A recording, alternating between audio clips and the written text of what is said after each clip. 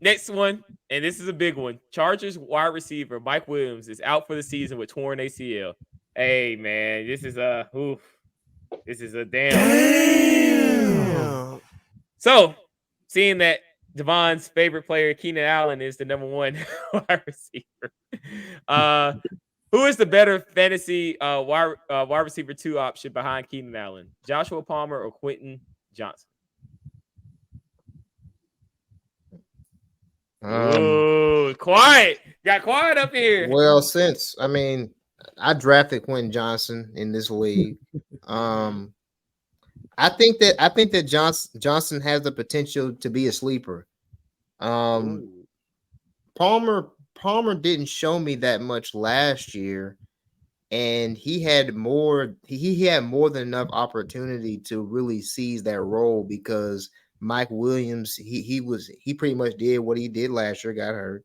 And Keenan Allen was hurt pretty much all year as well, and he was very pedestrian. So that was really truly an opportunity for him to take that role, but he still got relegated down, to the third string when these guys came back. So it's kind of the same thing with Jameis. It's like okay, you still haven't shown me enough to be ahead of those guys, so I can't assume you're going to be ahead of those guys now.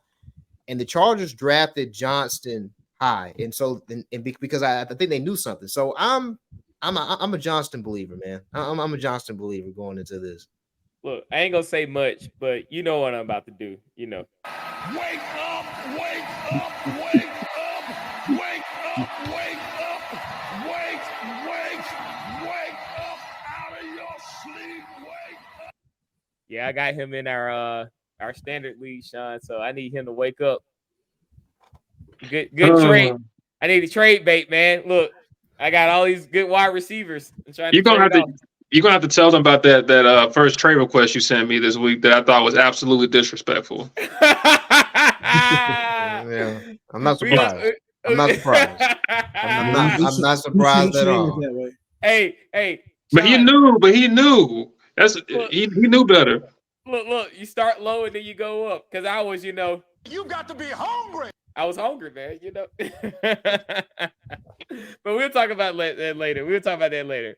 All right.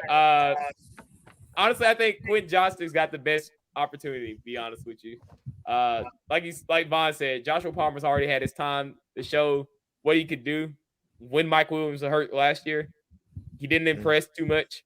He didn't really take over like we thought he would. And Keenan Allen was hurt. So Joshua Palmer was true, number one wide receiver. He was the number one receiver there for 4 or 5 weeks. And he didn't really wow us. So I don't know. I think it's tough when you're the only guy. But I still agree with y'all though. I don't think he's living up to the billing either way. Nah. So it's time to get a rookie. Look, give the rookie some time some space to breathe and let him do his thing. I said, let's do his thing, right? I don't care. Just keep feeding Allen. That's all I care about. From a personal bias standpoint, right here. So next question, Donald Parham Jr. You know how we love tight ends on the Fantasy Cookout. We usually go like this with tight ends. Because after Kelsey, they don't really matter. Do you think he'll be a great fantasy option with Gerald Everett hurt? No. I figured silence. Look, man, I wouldn't be going out on a limb to get this guy. I don't know his percent rostered or whatever, but I wouldn't be trying. Right, I wouldn't be wasting a waiver order spot on this guy.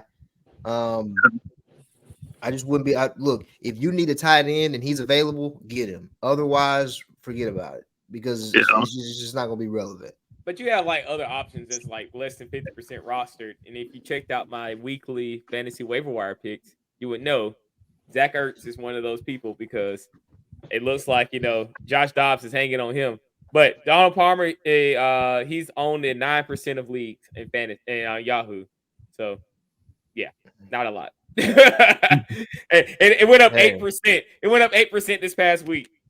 But so he was at 1% before. Anyway, he's irrelevant. So that's all I gotta say to that. All right.